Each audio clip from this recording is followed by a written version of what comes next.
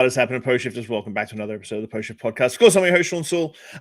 This week, I've got a very old friend of mine, Jeffrey Morgenthaler, who was actually on my 100th episode of the show many years ago, which is crazy to think. I think it was in late 2019 or early 2020 that we did the 100th episode. And now we're going on to 450 plus episodes.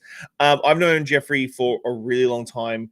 Almost sort of pre-Facebook. Actually, it was pre-Facebook because he was featured in a magazine I used to help run out of New York called Chilled Magazine.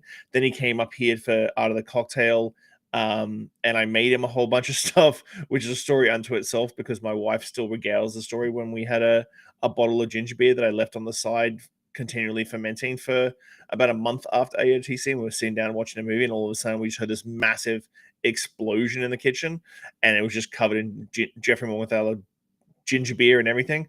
He's written books, he's done stuff. One of the best stories that I've ever got with Jeffrey is, I've actually told the story like multiple times over the last couple of weeks because I've had Julie Ryan and Alex Cretina on the show, was when we traveled to the BNIC Cognac Summit many years ago, about 15 years ago. So I hope that's a good enough intro for you, Jeff. Well, I have never heard the ginger beer story. Yeah. You can't leave that stuff unrefrigerated, man. That is not, it doesn't work. Yeah, it was. But we all learn the hard way, don't we? Yeah, it was one of those bottles. A bottle wasn't clean, and I didn't want to give it to you after prepping all your stuff at home. For some reason, I prepped at home and not at Clive's, but I prepped at home, and then I left it, and it was behind like the fruit bowl or something, and it just exploded to a point of there was no actual glass left until you found it in your foot, like a couple of weeks foot. Yeah, you're like, well, I guess we're back to shoes in the kitchen for the next 6 weeks. Exactly. But yeah, I think the best story, and I've told the story a bunch of times this last couple of weeks because I had Alex on the show this week and Julie earlier last week, I think, was that cognac summit, that BNIC cognac summit that we attended in 2010. I came across some pictures of that cognac summit from 2010 recently, and we all look like babies. Like Alex is unrecognizable. Yeah. Like Eric, myself, you, Sasha, like it was just an insane. Oh my God, just babies, wee babies. I mean, that was 15 years ago now. Yeah. And we weren't like, it's not like we were all young then. No. Right? No. Like, I was already like almost 40. Yeah, I was in my early 30s. But it is a crazy that was a crazy trip. For everybody listening, and what's your origin story? How'd you get in the bartending industry? Because I think that's a fascinating story, because we're both small market bartender guys, and we always have been. And I do love your origin story. I mean, it's pretty much the same as I think many people's origin story is, that like it was going to be just a part-time summer job in college and nothing more than that. It wasn't, it's not like I always, it's not like anybody in my family ever worked in hospitality. It's not like I, lived above a bar in Chicago when I was a wee lad or anything. I'd never even really been to bars. I didn't care about bars. I was in college, but like, I just didn't really drink. I didn't have the money to go out.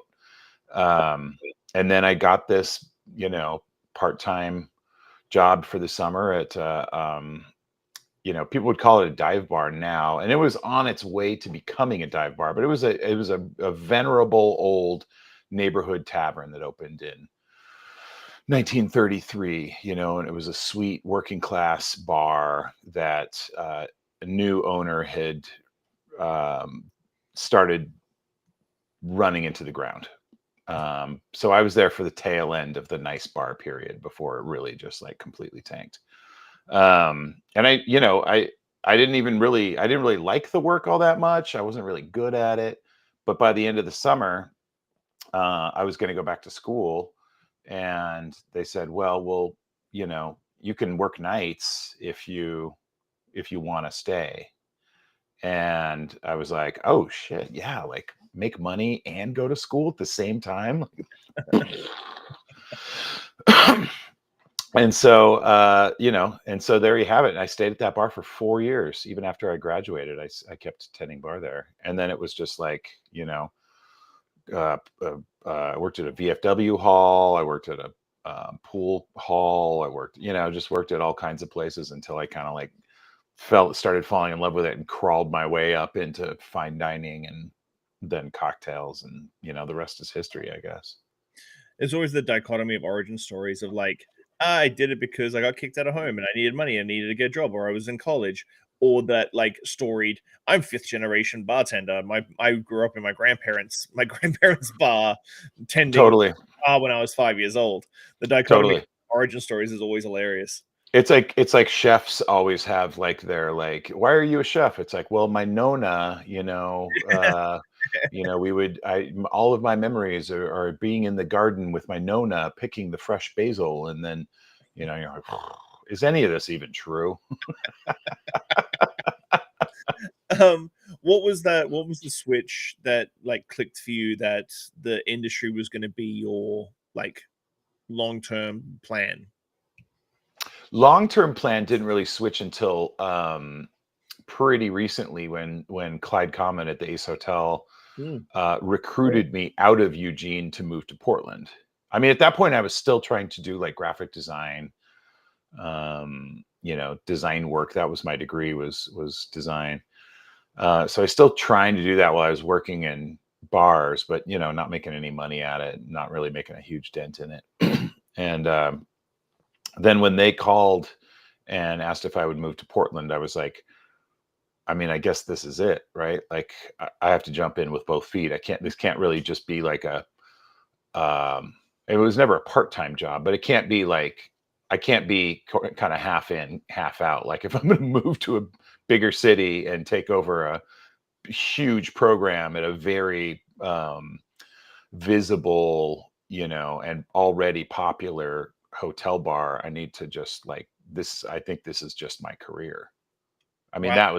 that was the moment that I was just like, I mean, I was always into it, but it always kind of felt like I'm doing this as a hobby until the design thing takes off. Oh wow. So Clyde A Common hobby and a job, right? So it was like 40 hours a week at the bar, also reading about bar stuff, writing about bar stuff, thinking about bar stuff all the time. But somehow in the back of my mind, like, I'm going to be a designer one day. So you went opposite way. The design work was always your fallback, your safety net if the bartending thing didn't work out. If the bartending thing didn't work out, then it was going to be a career in architecture. Yeah. What was the driving force to make the decision to start blogging? Like, because we like for the youngsters, and I hate doing the youngsters of these today. Like, blogging was prolific. It was one of our main forms of information transfer when the internet really started happening. What was the driving force behind the Jeffrey Morgenthaler blog when it first started? To share recipes with regulars that wanted them. We had a very popular restaurant bar, and people loved my drinks, and we'd get a lot of people asking how to make, if they could get them a recipe so they can make it at home. And I've always been into computers and stuff like that. And blogs were really new, and so I put some blog software on a website that I built and started posting the recipes up there. It also as a way to drive people to my design portfolio. Yeah. So JeffreyMorgenthaler.com started out more of your design portfolio over the Totally. recipe. Yeah. Oh, that's cool. Yeah. I didn't know that story.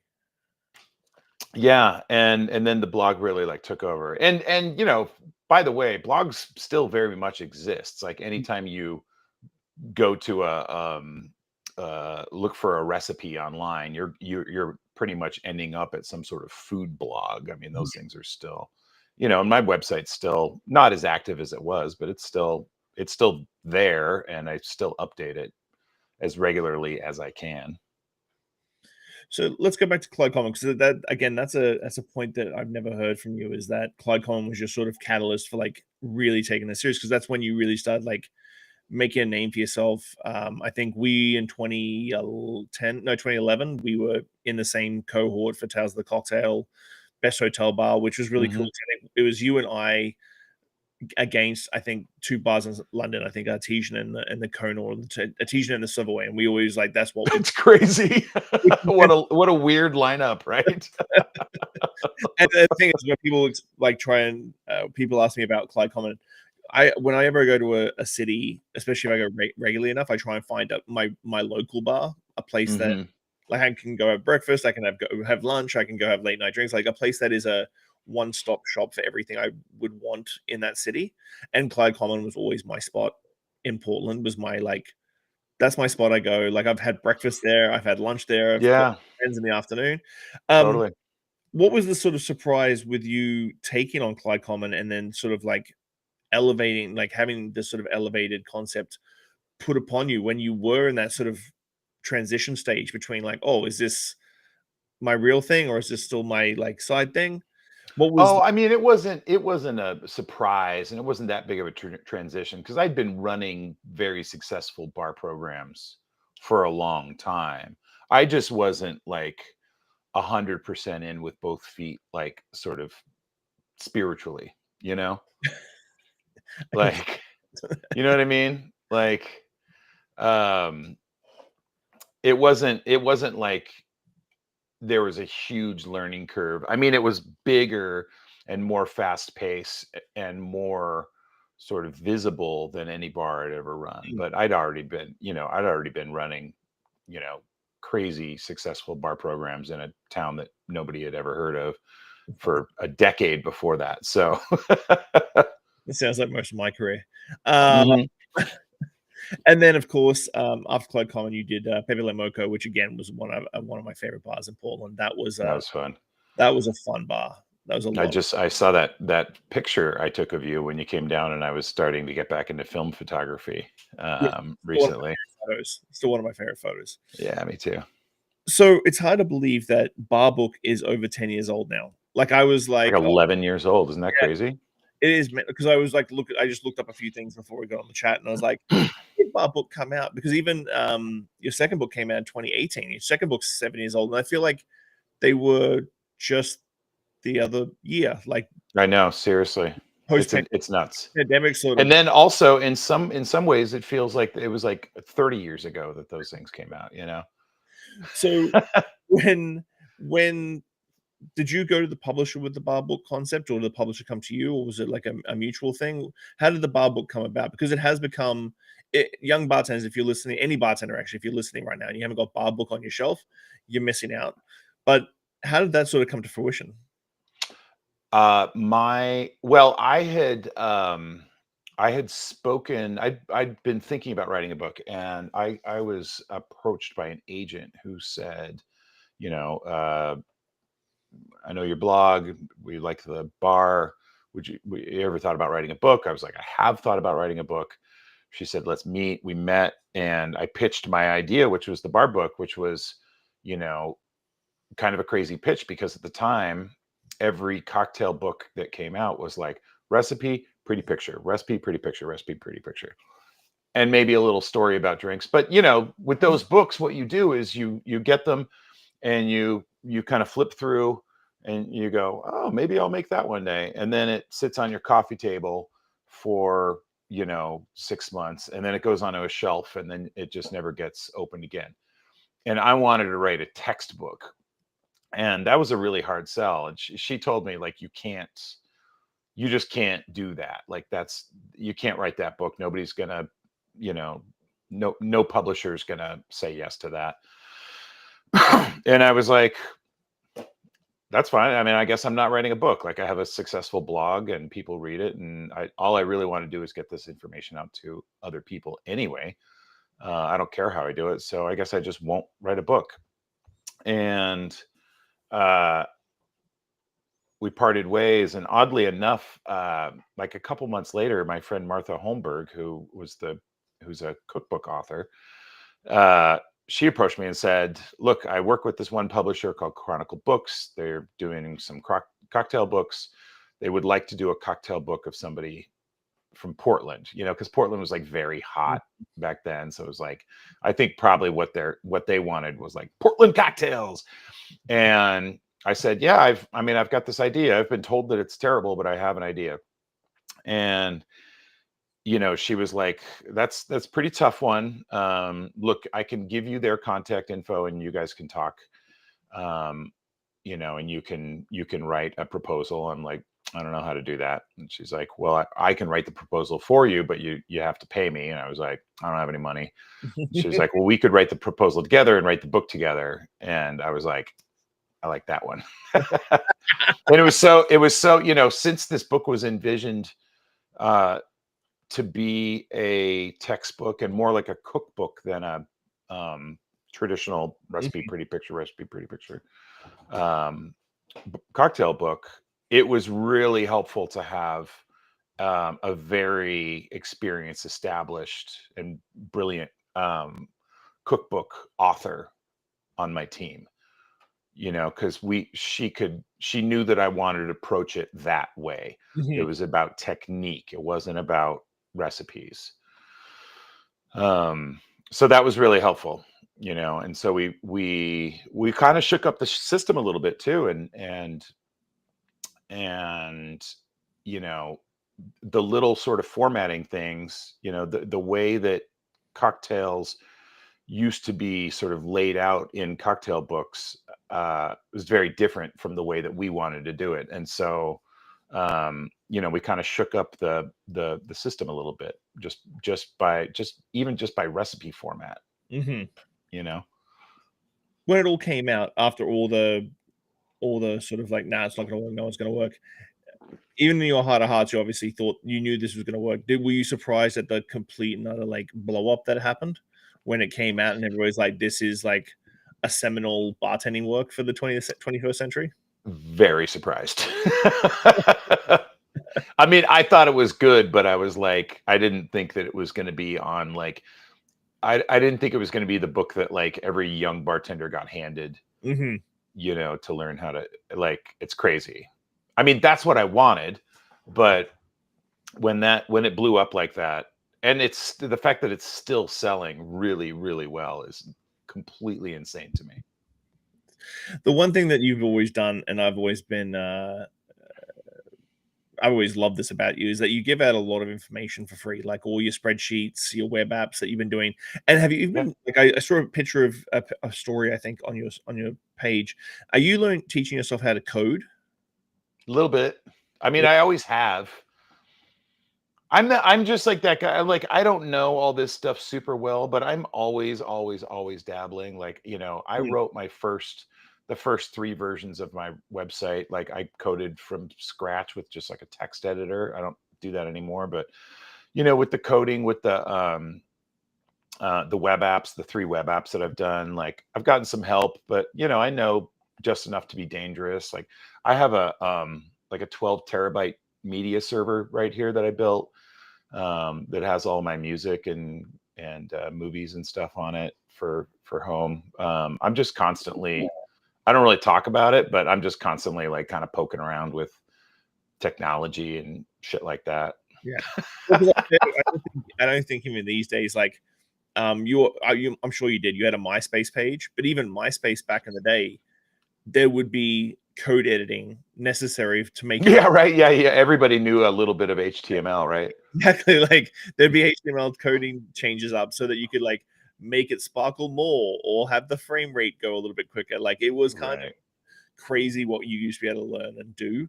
But going back, like, what has always been your mentality to just putting out information? Because in a world that we have in this day and age where we have everybody trying to charge everybody for everything, and you could easily throw that up as a subscription service for your website or anything like that, and probably make good money out of all your apps and everything that you do.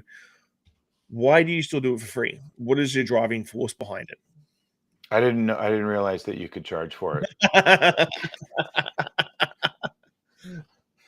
I'm going to change. Everything's going to change immediately. Thanks so much, Shawn. No, being being interested in computers and like the web stuff in the early days, the open source movement was really interesting to me. The idea that people would just put stuff out for free, Mm. and it would sort of make everybody, it would sort of like elevate everyone else, right? Um, that was really exciting to me, and I've just kept that attitude, I guess, you know. Um, so it's really important to me that I put out, I also, like, I'm not independently wealthy. Like, I'm not, I'm still trying to like pay my rent, and like, and some days are better than others, right? Um, but I do it to, because I want to help. And also, uh, it's helped keep me, I'm still here, right? Mhm. I mean, you and I knew a lot of bartenders back in, you know, the mid 2000s, early mid 2000s together, that are just no longer, they might be bartending somewhere, but, nobody knows who they are. Um, and I still want to be in the mix and participating, and giving out free shit is just a great way to do that. And hopefully it turns into jobs. Hopefully, liquor companies are like, hey, let's bring out the guy that wrote all the web apps to talk to a bunch of bartenders about, bar philosophy or whatever, and pay them a little bit of money. Like, that's kind of the dream right there. Talking about that, because we've had multiple conversations. I think usually when people, like, we were in San Francisco and H was like, "I'm so proud of what you guys have done, da da da da." Like, you're really cutting the, like, yeah, but money. That's the thing. Have you? And I think we both have the same problem. Is like, have you figured out how to monetize your personal brand and make it something that is sustainable? I don't think of anything as like any of this as like personal brand. I just don't think in that way. Um, I've never used the word monetize. Um, I'm just like trying to do the best I can and share as much as I can on the very short time that I'm on this planet, and help other bartenders and people that like to make drinks. But I don't even know what a personal brand is. Like, I know that I have one and that it's pretty strong, but I don't I don't think about it. I'm just the guy that's like, oh, hey, this would be a cool idea. And then I just like put it on the internet, and then, or I think, oh, you know what? I just saw a video on somebody making rhubarb syrup, and I have such a better way to make rhubarb syrup. And I realized that I've never shared it, even though I've been doing it this way for like, you know, 20 years. And so I'll Mm, just put that on the internet and share it. Like, I don't think in terms of like personal brand. that's refreshing. Yeah. I think it's probably kind of weird, but that's just how my brain works and doesn't work. It's, it's smart. Was there any recipes when you've been going through developing like the bar book that you were like, shit, this is kind of throwing me for a loop? Were all the recipes for bar book like laid out, ready to rock and roll, like Oh perfected? yeah. Yeah. I mean, all of my recipes have been tweaked, and that's the thing. That's the thing. That's the difference between people who tend bar and people who don't tend bar. People who don't tend bar or don't tend bar often will have to, like, you'll see them on the internet. They're like, I'm doing R&D on Collins's, and trying different gins or whatever. And it's like, I can just be like, well, I made like 10 Collins last night, and I made them with 8 different gins, and I straw tasted all of them, and now I've got that recipe down. Like, like, there wasn't that book was like a brain dump. I really didn't have to do a ton of. I mean, it was a lot of work, but I didn't have to, like, I wasn't starting from scratch. I wasn't like looking up what a fucking daiquiri is. I already had that in my little book that I keep in my back pocket for a decade. Is is there still gas in the tank for you in the way of like, is there still recipes you want to still put out? Is a second edition of the Totally. book, as we're talking about, like 11 years ago? Fuck, 11 years ago is mental. Um, is there a second edition of the bar book in the works, or sort of in the back of your brain? No, I have an idea for another cocktail book that I would like to write that's more like personal, that's kind of like more like my recipes and Mm, because the bar book was like, there weren't like a lot of like originals in there. yep. It was mostly classics, that's kind of how I work, but I have a huge catalog of my stuff. And then just the way that I do other classic cocktails or other people's cocktails. So I have an idea for kind of a more traditional style of cocktail book that I would really like to do. That's got, just got some updates, but you don't want to cannibalize the bar book. You want to have like a sort of companion to that book. Do you still love getting behind the wood and bartending? Do you still love bartending? Totally. Yeah. Also, sometimes I fucking hate it. You know, I think that you probably, I mean, you probably get this a lot. You probably talk to people who don't tend bar that often or haven't tend bar in 10 years, and they're like, oh, I love it. I just love the whole experience and the people and everything's just like this beautiful moment of hospitality. And I mean, that's great, but I think you also have to like, if you do it as a job, like you also, there are times when it Mhm. fucking sucks. Like, let's be totally honest. There's all the things that happen in bars, and not every single moment is this beautiful hospitality, like Yeah. vignette, sometimes it's like, trying to figure out, like, do Rochambeau to figure out who's going to figure out how to get the puke out of the bathroom sink, or, you Unplug know, the toilet. dealing with somebody that really seems like they just came out to have a bad time. Yeah. Yeah. Um, I mean, that, you know what I'm talking about. Oh, yeah. I to be honest, I haven't bartended for a long time. I bartend here and there, but I don't miss it. I don't miss the not the ego, but, like, I don't miss the 8-hour grind of a bar shift. Like, Yeah. go to see much younger people doing it for me and going, "Okay, well, that's you're in love with this right now. That's great for you." Yeah. Yeah. So you travel a ton, and speak all over the world, and you're constantly doing stuff. What's a town, a city that you go, okay, I'm really looking forward to it this year when I travel to that place? Mm. Obviously I go to Germany a lot. I go to Berlin a lot. Berlin's great. I would love to do more I've done some work in London and Amsterdam. I would love to do more there. Um, I've still never been to Japan. Oh, wow. I haven't been anywhere in Asia since 1987. I would love to do that. I would love to see more and do more, but it's just you just got to kind of like get in with the right liquor company to make that happen, and I've got strong relationships with liquor companies in Germany, so that's where I go, but I'd like to see more. For a young bartender starting out and wanting to do the same thing you've done, as you said, like that rhubarb recipe. Like, I've been making rhubarb syrup for fucking ever, and I've never shown Mhm. anyone how to make it. What would be your steps to take for a young bartender to start like making that move to putting out their information, and not just a young, but any bartender to put out their information out in the world to sort of be picked up? One thing that I was thinking about this recently, and it's funny that you like mentioned blogs, because I think blogs are still very important because they're like static, Hmm. searchable, findable.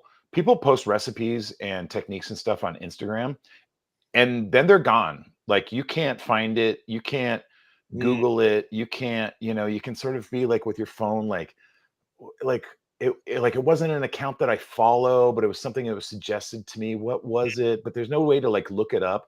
So your stuff is like lost to the ether.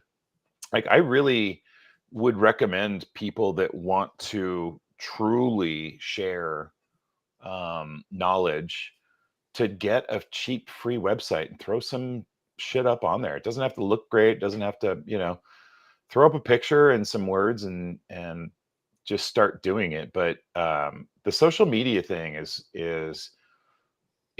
great to sort of like blast your ideas out to a million people, but once it's gone, it's kind of gone, you know? Yeah. So that's why I think static websites are really important for this kind of information. Do you think the blogging is going to come back because of that reason? Like that sort of circular. Well, like I said, it never left. I mean, it's still blogging's very much cocktail blogs aren't like a cool thing anymore, but blogs there's a trillion blogs out there. I mean, I So look at blogs every day. I cook a lot, and yeah, and I always that jump to recipe.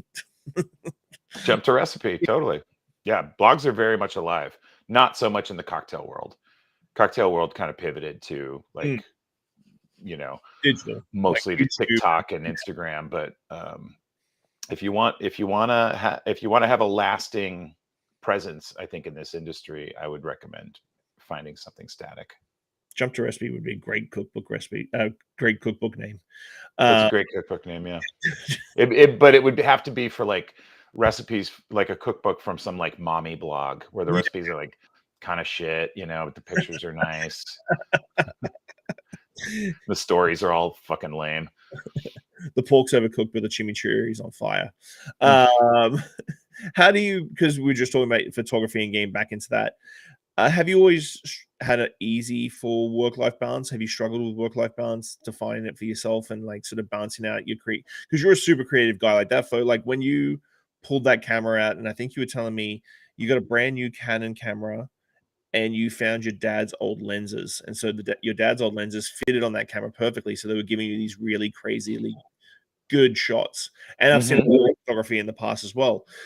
That creative nature, like, do you find your work-life balance easy to deal with when it comes to that sort of stuff?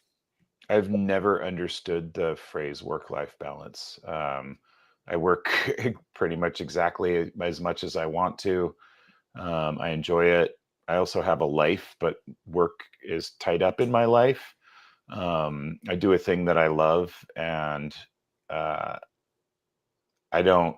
I think that phrase has just become like a catchphrase that doesn't really have a ton of meaning lately, that people feel obligated to sort of like schedule some like moment where they're going to like have their life, or that their life and their work are completely separate. That might be important, I guess, if you work in an office and you do a job that you just like fucking hate.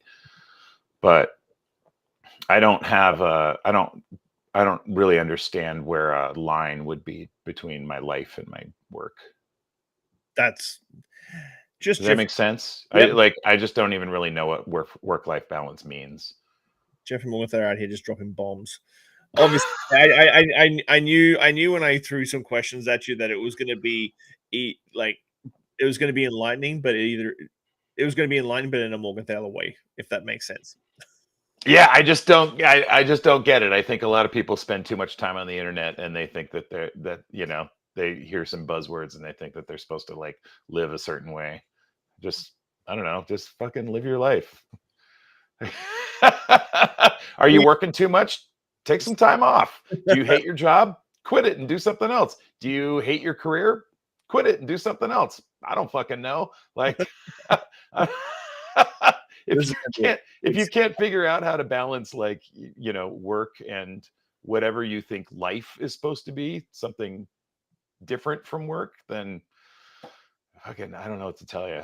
I really don't. it's great. So we've been around long enough. We've seen obviously tons of books come out as we're talking about blogs. What's your feeling on trends? Like the one thing that I still hate is this sort of come and go of trends in the bar industry, and it's been something that's been around for like 25 years. It's not something that's new in the last 5 years or post-pandemic. Like I still 25 years? It's something that's been around since the invention of people drinking things. I mean, have, this is very true. what's your beef with trends? I mean more so with the internet age, like trends coming and going so quickly because of that internet cycle. I still have barrel aged cocktails on my menu, even though I've read multiple articles in the last 5 years say barrel aging is dead. And I still love barrel aging. I do Solera. It's a lot of fun. How do you feel about trends after all these years? I think they're great. I mean, I've been responsible for a bunch of them. So that's nice. I've latched onto a bunch of them. Like I remember where the early phase of the trend of making drinks with fresh squeezed juice instead of using sour mix, like that trend. Um, now apparently we're back to making sour mix, but we make it at home. We, we're buying all these acids on Amazon and making sour mix. But yeah, I mean, trends are cool. It's great to, I don't want to do the same thing every single day always. I want to learn new stuff and try new stuff. And, I think, yeah. What's the question? I think you answered about how you feel about trends. They're great. So we're at the middle of the year now. What's your Mhm. plan for the rest of 2025? Oh shit. I would like to travel more, work more, do more stuff outside of the bar. I'm trying to. I'd like to do more stuff outside of the bar. Like I am very good at pulling floor mats at the end of the night and um, handling drunk people and making a million cocktails very quickly. But I also really want to get out there and connect with other bartenders, younger bartenders, bartenders in different parts of the country, different parts of the world. I just want to like contribute and connect.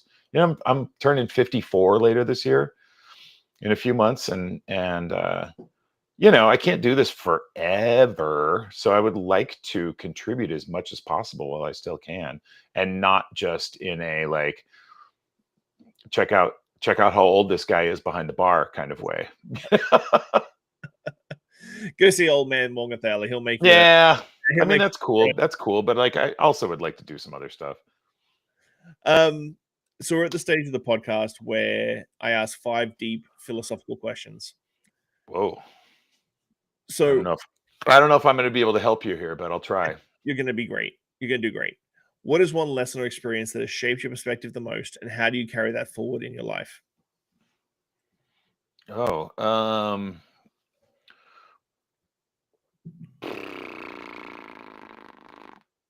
that's I don't that's a question that I would have needed to get some. You should have sent that to me a week ago. It's meant to be off the cuff because it's all about it being organic.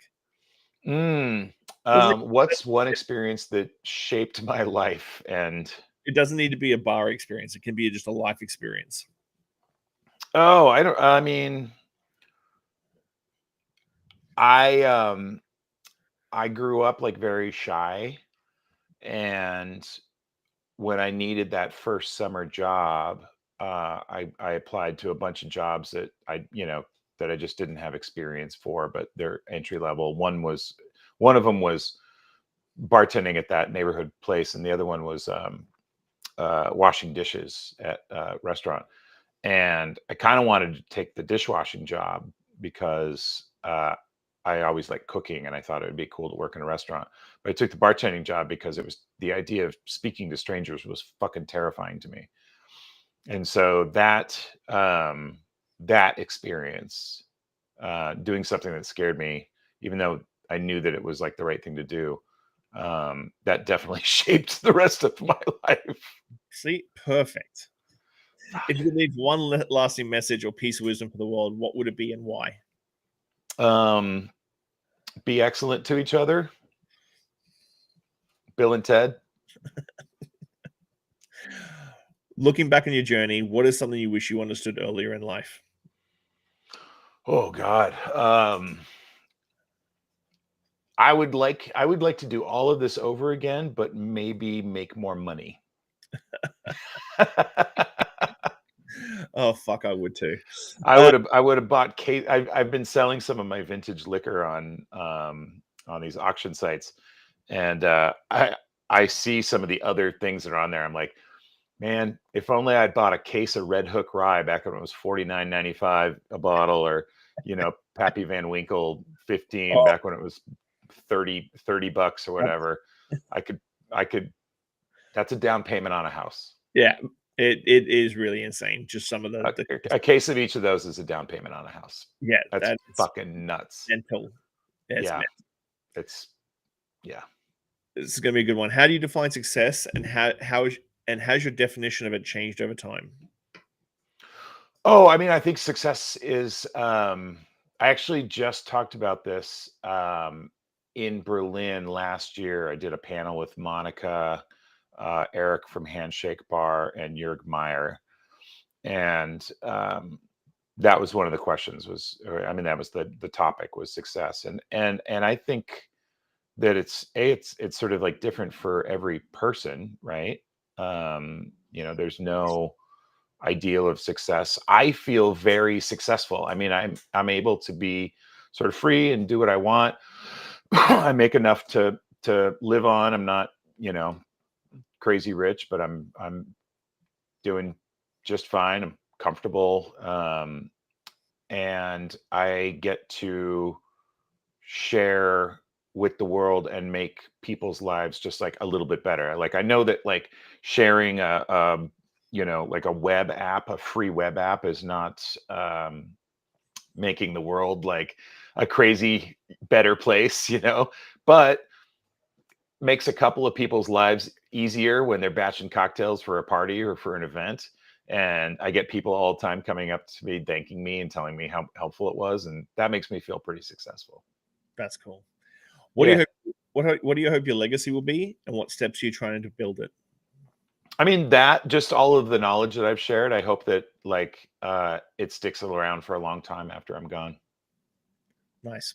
That's why I do it. Like I have like a unique talent, right? Like I'm not everybody in the world is pretty good at this job, Some people are great and some people are just like, and I'm just fortunate that I just figured it out and that I'm pretty good at it. And so I'm just trying to like get as much of it out there as I can so that everybody can have it and be better at their job. That's awesome. Last question, it's a softball one. What's your favorite classic cocktail? I mean, favorite right now, probably martini. I mean, it's like martini, old fashioned, Negroni, Manhattan, daiquiri, right? That's like those are the ones that are always like, or like margarita, maybe maybe a margarita more than a daiquiri. Everybody loves the margarita. I mean, everybody loves the daiquiri, but what's that? The gin martini's been making a comeback on that when I've been asking this question. Oh, everybody, yeah. I'm so glad that it's so when I started tending bar, martinis were just like something that old people drink. And then like in the late 90s, martinis became this like fucking thing that you had to be a dick about and douchebag about. And everybody was just kind of a piece of shit about the vermouth and all the kind of like, there was this bar in town that was like very fancy and they did the whole like, they like held the glass near the bottle and let the sun, it was all that horse shit. And everybody's so pretentious about martinis. And now it's just like everybody makes a great martini. Yeah. Nobody, if somebody comes in and they're just like super fucking weird about the martini, it's like what year do you think it is? Like we're all just drinking martinis and they're all delicious. And And I think every dry martini should just be 5-1. I don't believe in any. I don't drink any other ratio other than 5-1. Guy. 100% since day one, always. Nice. Yeah, tried them all. 50-50s are gross to me. I just don't want that much dry vermouth. It doesn't taste good, Yeah, and then you got Duke's Martini, which is a splash of a couple of dashes of vermouth and then just poured 5 ounces of frozen gin. 5 ounces of undiluted frozen gin. Just, I love the experience, but like, oh, come on, guys. Oh, do you have any food to like soak this up? No, we just have these bar snacks. Like crap. We've got some peanuts. Yeah. I love the freezer martini trend. I did that. That's awesome. We have we almost always have a martini in our freezer and a special Manhattan that I haven't whose recipe I haven't shared yet, but I will soon. Is that the next app and the next post is about how to do proper freeze martini dilution and everything? Well, that you can just do that with the batch calculator. I did see that. Yeah. Yep. Well, man, as always, it's great catching up. Yeah, you too. We've actually caught up quite a lot in the last year, which is weird. Like I know. Yeah, I've seen you like 3 times or something. Yeah, like Yeah. San Francisco, Vancouver twice. Did we do Vancouver twice? Yeah, we did do Vancouver twice. We did. Yeah, Vancouver twice and San Francisco has been fantastic. So, I love coming up to BC, man. I want to do it more. I miss the days when we did Art of the Cocktail together, and it's like one of my favorite places. I also just want to come up for like personal stuff and go camping and all that shit. yeah, hit Tofino and that sort of thing. Yeah, Yeah, for sure. yeah. I've always wanted to do Tofino. Well, man, thank you so much for your time. I appreciate it. Can't believe Thanks, it Shawn. was 100th episode. So I think I'm almost close to my 450th episode. Jesus. Yeah. So it's been a blast to sit down and have a chat with you and catch up. It's a great podcast, man. Thanks, Congratulations. buddy. Thank you so much. Well, I'll let you get on with your day and I'll chat to you real soon. Love you, bud. Love you, buddy. See you soon.